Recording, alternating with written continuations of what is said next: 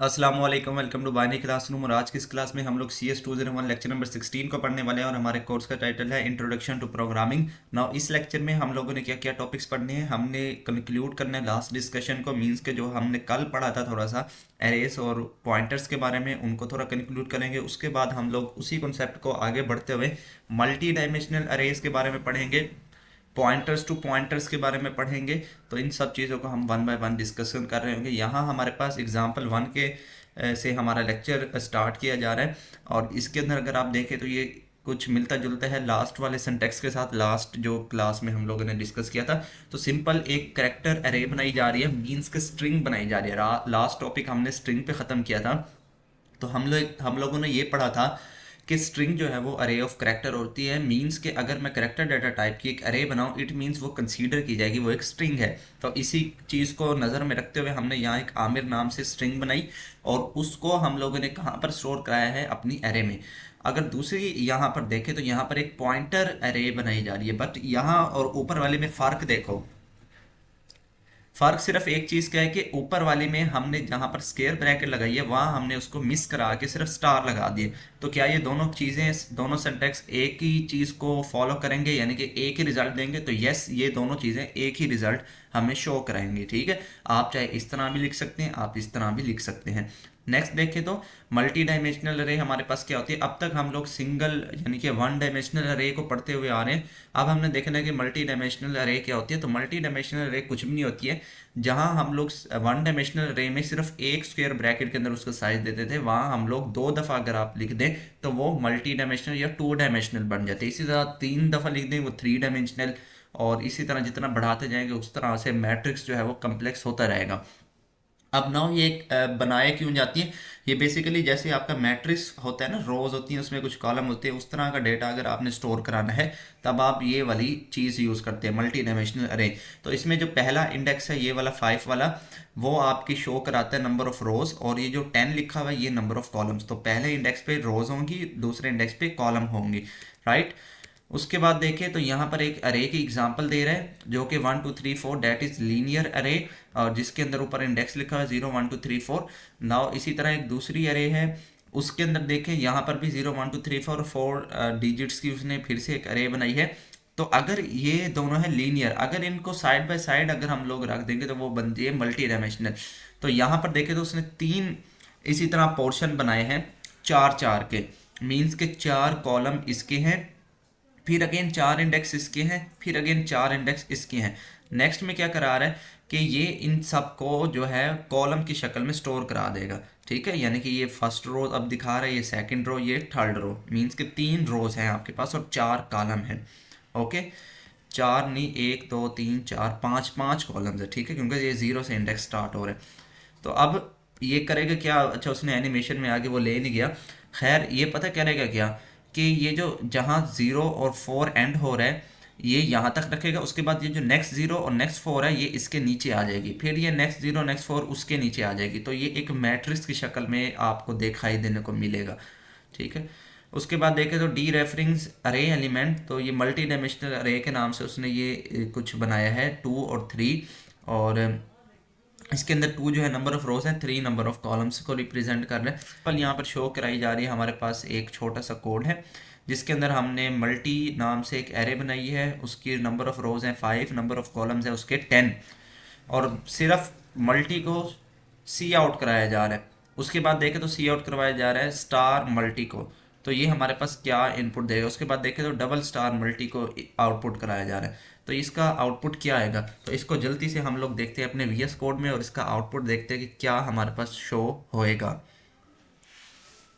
सो हम लोग आ चुके हैं अपने वीएस कोड में। हमने यहाँ पर अपनी पुरानी फाइल को यूटिलाइज करते हुए यहाँ पर अरे बनानी है, करेक्टर मल्टी नाम से अरे थी, और मल्टी लिखने के बाद उसके अंदर 5 जो है वो रोज थी और 10 जो थे आई थिंक कॉलम्स थे। ठीक है, if I am not wrong. उसके बाद उसने सी आउट करवाया था क्या? सबसे पहले तो मल्टी को प्रिंट करवाया था और उसके बाद स्टार मल्टी और डबल स्टार मल्टी को उसने एग्जीक्यूट कराया था। तो ये तीनों को हम लोग एक ही साथ ज़रा रन करके देख लेते हैं कि हमारा आंसर क्या आएगा। तो देखते हैं कि कोई एरर आता है या हमें कोई आउटपुट बाकायदा शो होता है। अच्छा, तो सिंपल जहां उसने मल्टी को सिर्फ प्रिंट कराया तो उसने वहां पर उसकी जगह एड्रेस दिया, जबकि स्टार मल्टी और डबल स्टार मल्टी की जगह उसने खाली प्रिंट कराया, यानी कि उसने हमें एरर तो कोई नहीं दिया, बट उसने हमें आउटपुट भी कुछ नहीं दिया। सही है। तो इट मीन्स कि आप लोगों ने जब भी एक्सेस करना हो तो आप लोग इस तरह से करेंगे इस केस में। ठीक है, बाकी हर हर किसी का यूज़ केस के हिसाब से चीज़ें जो हैं वो बदलती रहेंगी। ओके, तो नेक्स्ट बढ़ते हैं हम लोग। नेक्स्ट में हमारे पास क्या करा रहे हैं, मल्टी+3 करा रहे हैं, मल्टी+3 और इसका पूरा स्टार, और उसके बाद मल्टी+3 स्टार, फिर 3 को ऐड करा रहे हैं, उसके बाद डबल स्टार को 3 को फिर ऐड करा रहे हैं। तो इसका आउटपुट वो क्या दिखाएगा, तो इसको आप लोग ज़रा करके देख लेना वन बाय वन। ठीक है, बस यहाँ से आप लोगों ने इस कमांड को सी आउट कराना है, तो देखिएगा क्या आपके पास आंसर आता है। एड्रेस में चेंजिंग होती है या एड्रेस आपके पास सेम रहता है, या अभी जैसे हमने देखा कि वो बिल्कुल ब्लैंक शो करा रहा है वैसे आता है। तो ये आप सब लोग ज़रा करके देखना। यहाँ पर क्या करा रहा है मेन में, अगेन वही हमारे पास नंबर ऑफ रोज कॉलम नाम से एरे बनाई, रो और कॉलम नाम से दो उसने वेरिएबल बनाए जो कि यहाँ पर लूप में यूज़ होंगे। ठीक है, आप लूप के अंदर भी बना सकते हैं, बट इसने बाहर बनाया, एक पॉइंटर बनाया और उस पॉइंटर को हमारे पास ये जो मल्टी वाली एरे है उसके उसका एड्रेस दे दिया। तो सिंपल दो फॉर लूप है। अच्छा, ये याद रखना, जब आप सिंगल वन डायमेंशनल अरे में काम कर रहे होते हैं तब आप सिंगल फॉर लूप से उसको आइटरेट कराते हैं। जब आप मल्टी डायमेंशनल अरे में काम कर रहे हो, जितने यहाँ पर ब्रैकेट्स बढ़ती जाएंगी उतने यहाँ पर नेस्टिंग लूप्स की बढ़ती जाएगी। अब यहाँ मेरे पास कितनी ब्रैकेट थी, दो, तो इट मीन्स मुझे दो लूप लगानी होगी, एक आउटर एक इनर। जो आउटर होगा वो नंबर ऑफ रोज को कंट्रोल करेगा, जो इनर होगा वो नंबर ऑफ कॉलम्स को कंट्रोल करेगा, राइट। तो आउटर हमारे पास 5 तक चल रहा है क्योंकि नंबर ऑफ रोज हमारे पास कितनी है, 5 तक, तो मैंने कंडीशन में 5 दिया।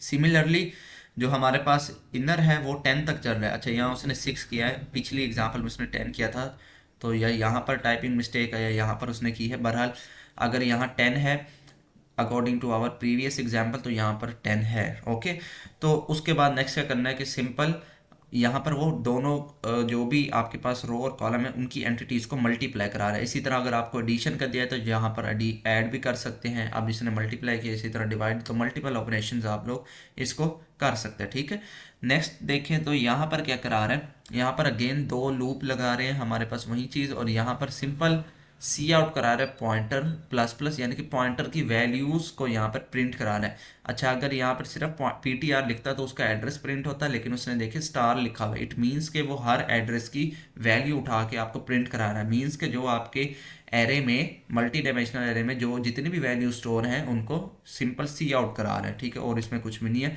उसके बाद है पॉइंटर टू ए पॉइंटर, यानी कि पॉइंटर टू पॉइंटर क्या होता है, तो अरे ऑफ पॉइंटर यहाँ पर बताया जा रहा है कि पॉइंटर्स की एरे किस तरह होती है। तो सिंपल ये भी हमने लास्ट टाइम देखा था कि सिंपल अगर हम लोग एरे बनाएं, एरे के अंदर अगर हमारा पास साइज दे दें तो वो हमारे पास क्या होती है, स्ट्रिंग होती है। बट अभी हमने लेक्चर के स्टार में भी देखा कि अगर हम लोग स्टार लगाते हैं तो हमें ये स्क्वायर ब्रैकेट नहीं लगानी होती, बट अगर हम स्टार नहीं लगाते तब स्क्वायर ब्रैकेट लगानी होती है। बट इस केस में क्या कर रहा है, दोनों को मिला दिया उसने, स्टार भी लगा रहा है यहाँ पर और यहाँ पर उसका साइज भी दे रहा है। तो इट मीन्स इसने अब 10 साइज पॉइंटर्स बनाए हैं। ठीक है, पहले यह क्या होता था, या सिर्फ एरे बना रहा है या उसको करेक्टर डेटा टाइप से उसको स्ट्रिंग बना रहा है जो कि एट द एंड अरे ऑफ करेक्टर बनती थी। बट यहाँ पर क्या कर रहे हैं, पॉइंटर्स की ही अरे बना रहे हैं, right. So my array is an array of 10 pointers to a character, तो ये 10 पॉइंटर्स की करेक्टर अरे बन जाएगी। अब इसको इनिशियलाइज किस तरह किया जाता है देखें, तो इसको ऑब्जेक्ट की शक्ल में इनिशियलाइज किया उसने। तो यहाँ पर अगेन सिंटैक्स वही लिखा है इनिशियलाइजेशन का, साइज भी दे सकते हैं आप यहाँ पर, बट ना भी नहीं क्योंकि आपने उसको डिक्लेयर कर दिया तो ऑटोमेटिकली वहाँ से वो ले लेगा। सिंपल आप वहाँ पर जितना साइज दिया होगा मैक्सिमम उतनी एंटिटीज़ यहाँ पर एंटर कर सकते हैं। जैसे इसने आमिर एंटर किया, फिर कॉमा लगा के जहांगीर, इसी तरह उसके बाद अली, हसन, कोई भी आप लोग स्ट्रिंग जो है वट एवर वो उसको दे सकते हैं। बट उसकी जो लेंथ है और उसकी मतलब कि जो क्वांटिटी है वो उसकी लेंथ के इक्वल या उससे कम होनी चाहिए, उससे ज़्यादा नहीं होनी चाहिए जो आपने उसकी साइज़ में दी होगी। उसके बाद देखिए storing pointer in array of pointer, तो पॉइंटर के अंदर किस तरह हम लोग स्टोर कराएंगे, तो 3 पॉइंटर यहाँ पर लिए हैं और यहाँ पर तीनों पॉइंटर एक जैसे हैं और एक एरे ऑफ पॉइंटर लिए हैं। ठीक है, पॉइंटर्स को एरे ऑफ पॉइंटर के अंदर स्टोर करा रहा है इस कॉन्सेप्ट में। तो 3 पॉइंटर हैं, उसके बाद एरे ऑफ पॉइंटर है, उसके बाद देखें तो यहाँ पर सिंपल जो अरे ऑफ पॉइंटर वाली हमने अरे बनाई है, उसके अंदर जो भी हमारे पास तीनों पॉइंटर उनकी वैल्यूज को स्टोर करा दिया। 0 इंडेक्स पे P1, 1 इंडेक्स पे P2 और 2 इंडेक्स पे P3 को स्टोर करा दिया। नेक्स्ट देखें तो कमांड लाइन आर्गुमेंट हमारे पास यहाँ पर क्या कर रहा है, ARGC ARGV। तो यहाँ पर कुछ ये आर्गुमेंट्स हैं और इसके बारे में बता रहे हैं। ARGC stand for account of the number of argument, जितने भी नंबर ऑफ आर्गुमेंट है उसके काउंट, यानी कि आर्गुमेंट काउंट को वो रिप्रेजेंट कर रहा है। और उसके बाद ARGV stand for vector of arguments. तो इन दोनों के दरमियान क्या डिफरेंस है, इसके बारे में थोड़ा सा आप सर्च करिएगा, आपको क्लियर हो जाएगा कि ये आर्गुमेंट काउंट क्या होता है और वेक्टर ऑफ आर्गुमेंट्स क्या होते हैं। सही। उसके बाद देखें तो नेक्स्ट हमारे पास ये पाइथन में भी काफ़ी यूज़ होते हैं, तो ये बड़ी इंपॉर्टेंट चीज़ है, थोड़ा सा आप इसको देखिएगा। ये मैं छोटे छोटे टास्क इसलिए देता हूँ ताकि आप भी ज़रा इनकरेज रहें, थोड़ा सा ना इंटरनेट को इस्तेमाल करना सीखें, किस तरह से अपनी फुल डिपेंडेंसी तो किसी एक चीज़ पे नहीं रखी जा सकती ना, क्योंकि आपने प्रिपरेशन करनी है, हर लिहाज से आपको तैयारी होनी चाहिए। ये तो हम लोग क्विक आपको एक ओवरव्यू प्रोवाइड कर देते हैं ताकि एक आपके पास जो है रोड मैप रहे कि आपने अपने लेक्चर में पढ़ा क्या है। ओके, अब यहाँ पर देखें तो मेन सेक्शन में उसने इंट आर्ग और करेक्टर आर्ग वी यानी कि आर्क्स भी उसने प्रोवाइड कर दिया। अच्छा, यहाँ पर ना ये मेन सेक्शन में प्रोवाइड कर रहे हैं, सिंपल क्या कर रहा है, उन्हीं आर्क्स को और उन्हीं आर्क्स वी को यहाँ पर प्रिंट करा रहा है। तो जो भी इसका आउटपुट आएगा वो आ जाएगा। तो हम लोग इसका देख भी लेते हैं, मैं कहता हूँ इसका प्रैक्टिकल देख लेते हैं, ठीक है ना, ताकि थोड़ा सा बच्चों को पता लग जाए कि ये हो क्या रहा है।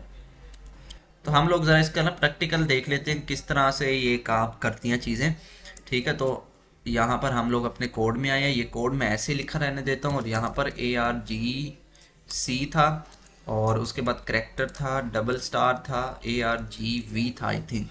ओके, और उसके बाद नेक्स्ट क्या किया था उसने, सी आउट करवाया हुआ था ARGC और उसके बाद थोड़ा सा गैप था और ARGV को उसने प्रिंट कराया था। तो देखते हैं इसका क्या आउटपुट आता है या एरर तो नहीं आता, देख लेते हैं। तो यहाँ पर देखें तो मुझे एड्रेस जो ARGC है उसकी जगह मुझे 1 की वैल्यू मिल रही है 1, और ARGV जो है ये वेक्टर यानी कि उसका पॉइंटर स्टोर करा रहा है। तो अगर मैं इसके नाम के आगे ज़रा स्टार भी लगा दूँ तो आप देखते हैं क्या आता है हमारे पास आउटपुट। अच्छा, तो ये तो आउटपुट ही कोई बिगड़ा हुआ नज़र आ रहा है। अच्छा, 1C आ रहा है आई थिंक, आर्ग C का 1 आ रहा है और उसके बाद आर्ग V की जगह C लिखा हुआ आ रहा है, ठीक है। तो इस तरह से कुछ ना कुछ ये है। बहरहाल नेक्स्ट बढ़ते हैं कि आगे। अच्छा, उन्होंने 1 स्टार लगाया हुआ, हमने 2 लगा लिए थे, अगर 1 लगाते हैं फिर देखते हैं आउटपुट में क्या आता है। उससे पहले मैं ज़रा इसको क्लियर कर लेता हूँ। क्लियर करके अब मैं इसको अगर रन करूँ तो देखें अब भी मेरे पास वैसे ही आ रहा है कुछ आउटपुट। तो मीन्स के ये आर्ग सी जो है ये काउंट को रिटर्न कर रहा है और ये वेक्टर को रिटर्न कर रहा है कोई, ठीक है। तो ये आउटपुट जो है उसमें कोई चेंजिंग भी नहीं आई। नेक्स्ट बढ़ते हैं हम लोग अपने अगली एग्जाम्पल की तरफ। एग्जाम्पल नंबर 5, इसके अंदर क्या कराया जा रहा है कि एक अरे बनाई जा रही है और अरे ऑफ पॉइंटर्स बनाई जा रही है बेसिकली, और उसके अंदर आपके कुछ सूट्स के नाम है, स्पेड, हर्ट, डायमंड्स, क्लब्स, उसके बाद फेस है, एक्की, ड्यूस, 3, 4, कुछ मतलब कि डेटा जा रहा है ना। तो यहाँ पर 13 है तो 13 टाइप का डेटा जा रहा है, 13 साइज़ का, और यहाँ 4 है तो 4 साइज़ का डेटा जा रहा है। उसके बाद क्या किया है कि इन दोनों को हम लोगों ने अपनी एरे में एक एरे बनाई है डेक्स नाम से, और उसके अंदर 4 रोज और 13 यानी कि इन्हीं का साइज़ पास किया और उसको इनिशियलाइज करा दिया उसकी तमाम वैल्यूज़ को 0 से। और उसके बाद एस रैंड टाइम 0, तो ये रैंडम टाइम मेरे ख्याल में जनरेट करता है शायद। और उसके बाद शफल डेक यानी कि इनकी एलिमेंट्स को कुछ शफल करके दिखा रहा है, ठीक है। तो उसके बाद क्या किया इसने, डील डेक फेस सूट, और ये डील मेरे ख्याल में कोई फंक्शन इसने बनाया है। तो ये सारे बिल्ट इन फंक्शन नहीं है, ये मेरे ख्याल में इसने बनाए हैं, सही है ना। तो उसमें उसने क्या किया, डेक यानी कि ये अरे दे दी, फेस की अरे दे दी, सूट की अरे दे दी, और इसके अंदर उसने शफल और ये सारे मेथड जो है इसने कॉल किया। तो मेरे ख्याल में देखे शफल का भी मेथड बनाया हुआ उसने आगे कि वो किस तरह से काम करेगा। तो रो और कॉलम और कार्ड्स ये चीज़ें लिए, कार्ड के ऊपर उसने लूप चलाया है 1 से 52 तक, यानी कि जो इतना भी उसका साइज़ होगा और उसके बाद एक लूप चलाया, डू वाइल लूप है, और उसके अंदर row is equal to random mod 4, यानी कि 0 से 4 के दरमियान रेंडम नंबर जनरेट कर रहा है, क्योंकि हमारी नंबर ऑफ रोज जो है वो 4 ही है। उसके बाद कॉलम क्या कर रहा है, रेंडम मोड 13, या रैंडम बाय डिफ़ॉल्ट फंक्शन होता है सी प्लस प्लस में, रैंडम नंबर जनरेट करता है। अगर इस रैंडम फंक्शन का मोड किसी भी नंबर से लिया जाए तो वो नंबर उन्हीं के दरमियान आता है, मीन्स के 0 से, जैसे हमने 4 तक लिया तो 0 से 4 के दरमियान नंबर शो करेगा। सिमिलरली 13 तक लिया तो 0 से 13 के दरमियान नंबर शो करेगा। तो ये सारी चीज़ें जो है ये कंट्रोल करता है, रैंडम नंबर जनरेट करता है। नेक्स्ट है क्या है, वाइल डब्ल्यू डेक रो और column is not equal to 0, means कि अगर वो खाली नहीं है तो उसकी रो और कॉलम का जो भी कार्ड के अंदर जो भी एलिमेंट है उसकी रो और कॉलम में असाइन कर देगा। उसके बाद क्या किया, डील फंक्शन में क्या कर रहा है कि ये आर्गूमेंट 3 ले रहा है, एक डब्ल्यू डेक वो अरे, एक हमारे पास डब्ल्यू फेस वाली अरे, एक डब्ल्यू सूट वाली अरे, तीनों अरे ले रहा है। कार्ड रो कॉलम नाम से 3 वेरिएबल बनाए हैं। अगेन कार्ड पे हमने लूप चलाया है 52 कार्ड्स उसने लिए हैं। मेरा ख्याल में ये इसके जो नंबर ऑफ कार्ड्स हैं ना वो इसके पास ही है, उसके अंदर जो शफलिंग हो रही है ना चीज़ों की, कि फेस कौन सा सूट कौन सा, उसकी शफलिंग को ये बेसिकली आपको ना एग्जीक्यूट करा के दिखा रहा है। तो 52 नंबर ऑफ कार्ड्स हैं। उसके बाद रो को चलाया उसने, सिमिलरली कॉलम को चलाया। नेक्स्ट स्टेप क्या किया, अच्छा यहाँ पर देखे तो अब उसने 3 लिखा है, अब 4 यहाँ पर 12 लिखा है, जबकि हमारी जो एक्चुअल साइज था वो 4 था और यहाँ 13 था। ये ऐसा पता क्यों किया, अगर आप वो वाली एग्जांपल देखें पिछली वाली जहाँ उसने 4 यूज़ किया तो वहाँ उसने इक्वल टू यूज़ नहीं किया हुआ होगा, लेकिन यहाँ क्योंकि इक्वल टू यूज़ किया इसलिए उसने 3 को लिखा है। ठीक है, ताकि इक्वल टू वाली भी कंडीशन रन होती है। अगर वो 4 लिखता तो 4 तो इंडेक्स ही ना होता ना, मीन्स के 4 वैल्यू ना होती। ठीक है, तो ये एक इसमें समझने वाला पॉइंट था। उसके बाद देखें तो अगर रो और कॉलम में, डब्ल्यू डेक के रो और कॉलम में जो कार्ड है वो दोनों की वैल्यू इक्वल आ जाती है तो print face and suit of the card, otherwise loop जो है वो ब्रेक कर देगा। What we have done today, तो आज के लेक्चर में हम लोगों ने क्या सीखा, मल्टी डिमेंशनल अरे, पॉइंटर टू पॉइंटर, अरे ऑफ पॉइंटर और कमांड लाइन आर्गूमेंट। तो ये तमाम चीज़ें हम लोगों ने देख ली किस तरह से वर्क करती हैं। आई होप आपको ये छोटे से लेक्चर पसंद आया होगा। अगर पसंद आया तो इस वीडियो को लाइक करते हैं, चैनल को बगैर सब्सक्राइब किए देखें तो चैनल को भी ज़रूर से सब्सक्राइब करें। मिलते हैं किसी नेक्स्ट वीडियो में, तब तक के लिए अल्लाह हाफिज़।